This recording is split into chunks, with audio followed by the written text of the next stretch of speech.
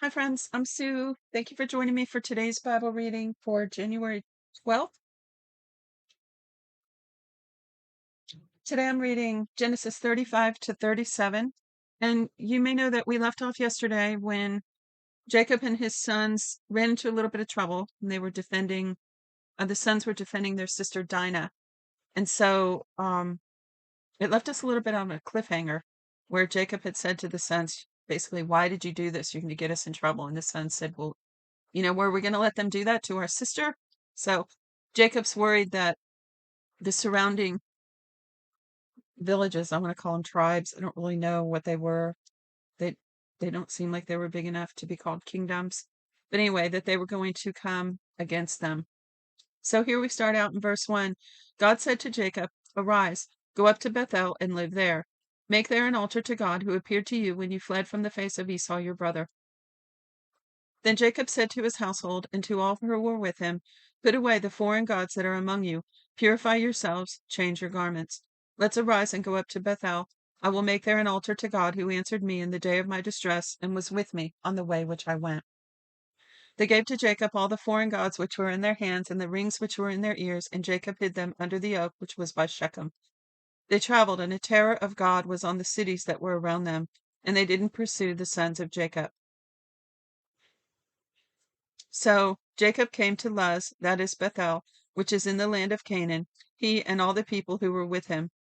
He built an altar there and called the place El Beth El, because there, it's interesting, it's three words, El Beth El, E-L, and then B-E-T-H, and then E-L, as opposed to one word, Bethel. So it says, verse 7 again, he built an altar there and called the place El Beth El, because there God was revealed to him when he fled from the face of his brother. Deborah, Rebekah's nurse, died, and she was buried below Bethel under the oak, and its name was called Alon Bakuth. Now, I find it interesting that they got rid of all their idols and articles of witchcraft before they traveled. It's interesting how when people get in trouble, they straighten up their lives real quick. They wanted God's protection. They didn't want anything hindering his ability to protect them as they traveled to Bethel. Smart people. So they cleaned their life up. Verse 13, God went up from him in the place where he spoke with him. Jacob set up a pillar in the place where he spoke with him, a pillar of stone. He poured out a drink offering on it and poured oil on it. Jacob called the name of the place where God spoke with him Bethel. They traveled from Bethel. There was still some distance to come to Ephrath, where Rachel travailed. She had hard labor. When she was in hard labor, the midwife said to her, "Don't be afraid, for now you will have another son." As her soul was departing, for she died, she named him Benoni, but his father named him Benjamin. So Benoni means son of my trouble. And so when she died, Jacob renamed him Benjamin, which says here means son of my right hand. And so this is the last of the 12 sons of the tribe that became, the 12 tribes of Israel, for those who don't know. And this is special because this is Jacob's blood brother. Some of the sons were from Leah, some from the servants, and some from Jacob and Rachel. And these two are both from Rachel, who Jacob loved. So,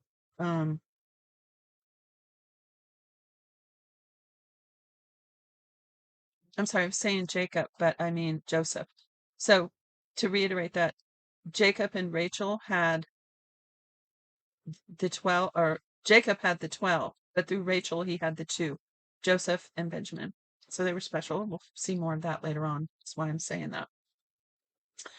Jacob set up a pillar on her grave. The same is the pillar of Rachel's grave to this day. Israel traveled and spread his tent beyond the tower of Eder. While Israel lived in that land, Reuben went and lay with Bilhah, his father's concubine, and Israel heard of it. Now the sons of Jacob were 12. The sons of Leah, Reuben, okay, so here it's going to list them. So it says the sons of Jacob were 12. The sons of Leah, Reuben, Jacob's firstborn, Simeon, Levi, Judah, Issachar, and Zebulun. The sons of Rachel, Joseph and Benjamin, the two I just mentioned.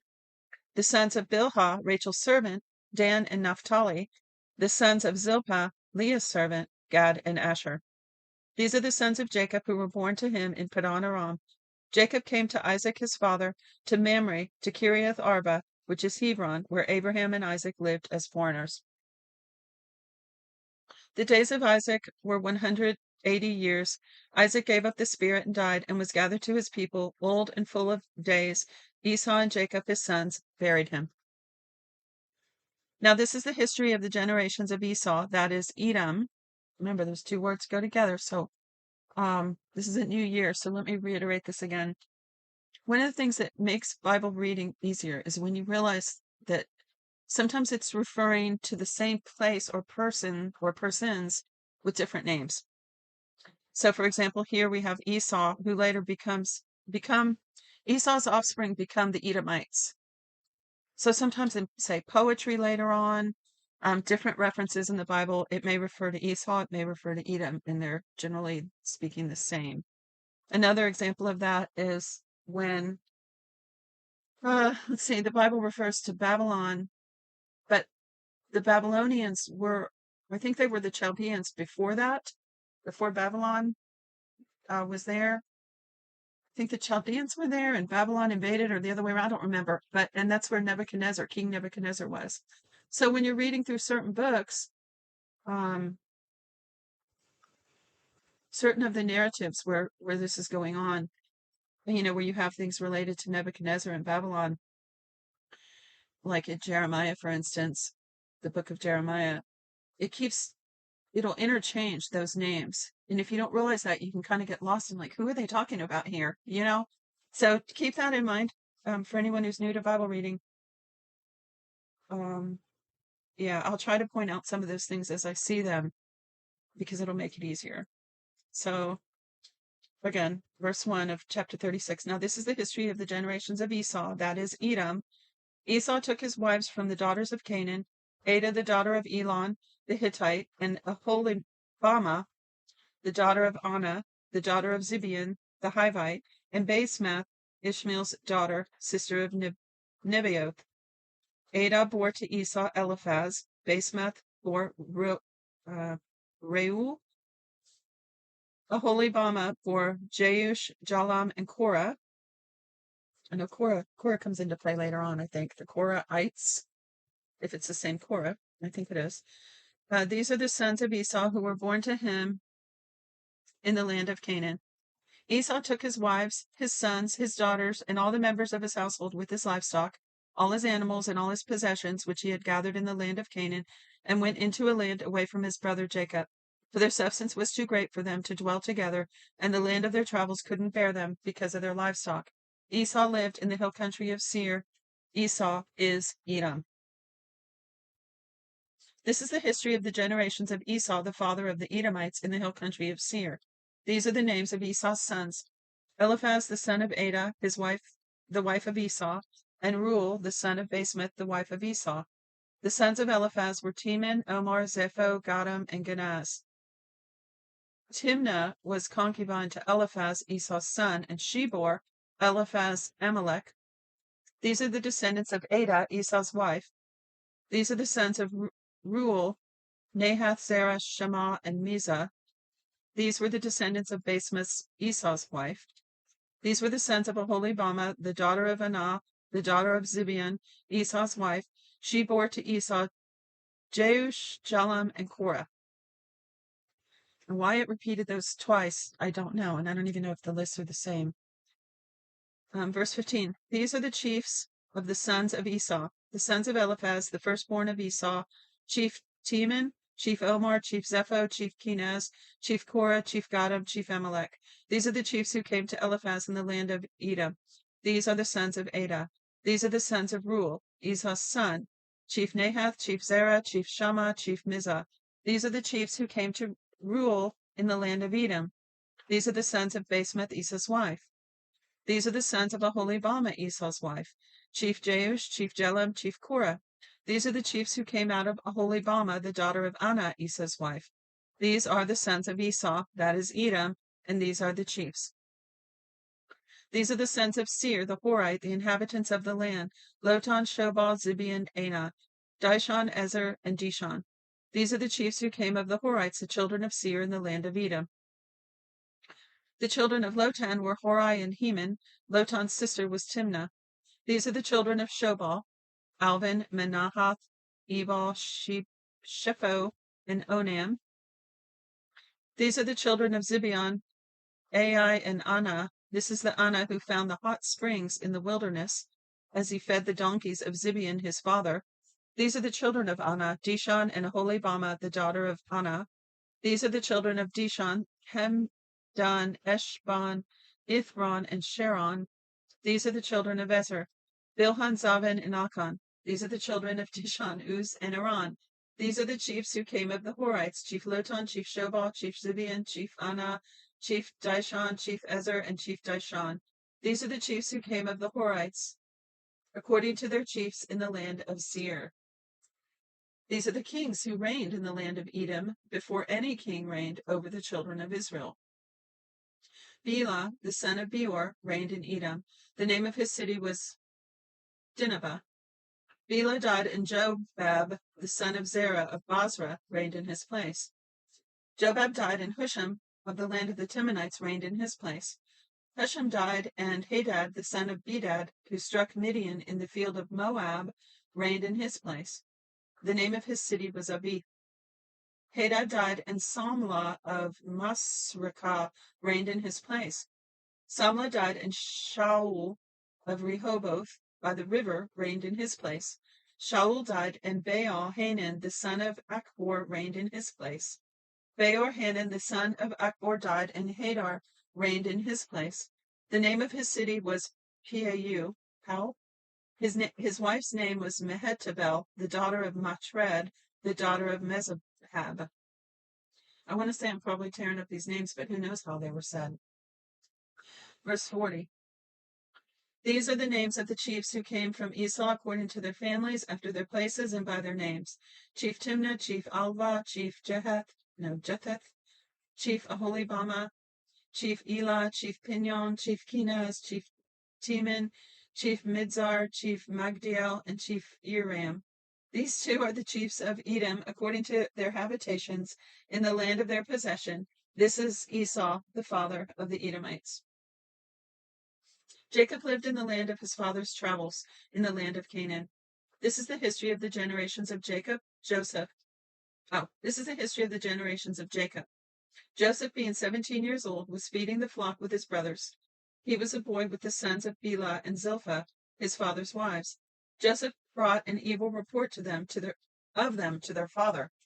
Now Israel loved Joseph more than all his children, because he was the son of his old age, and he made him a tunic of many colors. His brothers saw that their father loved him more than all his brothers, and they hated him and couldn't speak peaceably to him. Now remember, this family preferential treatment thing goes all the way back. We talked about that in the other videos. Verse 5. Joseph dreamed a dream, and he told it to his brothers, and they hated him all the more. He said to them, Please hear this dream which I have dreamed. For behold, we were binding sheaves in the field, and behold, my chief arose and stood upright, and behold, your sheaves came around and bowed down to my sheaf. These dreams are important now. They're going to matter later on. Verse 8. His brothers asked him, Will you indeed reign over us? Will you indeed have dominion over us? They hated him all the more for his dreams and for his words. He dreamed yet another dream and told it to his brothers and said, Behold, I have dreamed yet another dream, and behold, the sun and the moon and the 11 stars bowed down to me. He told it to his father and to his brothers. His father rebuked him and said to him, What is this dream that you have dreamed? Will I and your mother and your brothers indeed bow ourselves down to the earth before you? His brothers envied him, but his father kept this saying in mind. His brothers went to feed their father's flock in Shechem. Israel said to Joseph, Aren't your brothers feeding the flock in Shechem? Come, and I will send you to them. He said to him, Here I am. He said to him, Go now, see whether it is well for your brothers and well with the flock, and bring me word again. So he sent him out of the valley of Hebron, and he came to Shechem. A certain man found him, and behold, he was wandering in the field. The man asked him, What are you looking for? He said, I'm looking for my brothers. Tell me, please, where are they feeding the flock? The man said, They have left here, for I heard them say, Let's go to Dothan. Joseph went after his brothers and found them in Dothan. They saw him afar off, and before he came near to them, they conspired against him to kill him. They said to one another, "Behold, this dreamer comes. Come now, therefore, let's kill him and cast him into one of the pits, and we will say, an evil animal has devoured him. We will see what will become of his dreams." Reuben heard it and delivered him out of their hand and said, "Let's not take his life." Reuben said to them, "Shed no blood. Throw him into this pit that is in the wilderness, but lay no hand on him, that he might deliver him out of their hand to restore him to his father." When Joseph came to his brothers, they stripped Joseph of his tunic, the tunic of many colors that was on him, and they took him and threw him into the pit. The pit was empty. There was no water in it. They sat down to eat bread, and they lifted up their eyes and looked, and saw a caravan of Ishmaelites was coming from Gilead with their camels bearing spices and balm and myrrh, going to carry it down to Egypt. Judah said to his brothers, "What profit is it if we kill our brother and conceal his blood? Come, let's sell him to the Ishmaelites, and not let our hand be on him, for he is our brother, our flesh." His brothers listened to him. Midianites who were merchants passed by, and they drew and lifted up Joseph out of the pit and sold Joseph to the Ishmaelites for 20 pieces of silver. The merchants brought Joseph into Egypt. Reuben returned to the pit and saw that Joseph wasn't in the pit, and he tore his clothes. He returned to his brothers and said, "The child is no more, and I, where will I go?" They took Joseph's tunic and killed a male goat and dipped the tunic in the blood. They took the tunic of many colors and brought it to their father and said, "We have found this. Examine it now and see if it is your son's tunic or not." He recognized it and said, "It is my son's tunic. An evil animal has devoured him. Joseph is without doubt torn in pieces." Jacob tore his clothes and put sackcloth on his waist and mourned for his son many days. All his sons and all his daughters rose up to comfort him, but he refused to be comforted. He said, "For I will go down to Sheol," which it says means the place of the dead. "I will go down to Sheol to my son mourning." His father wept for him. The Midianites sold him into Egypt to Potiphar, an officer of Pharaoh's, the captain of the guard. That's it for today's reading. So good. Can't wait for the rest of this story. So glad you joined me. Be sure to look in the description for some helpful links and an email address to get your free 1-year Bible. Until next time, God bless you.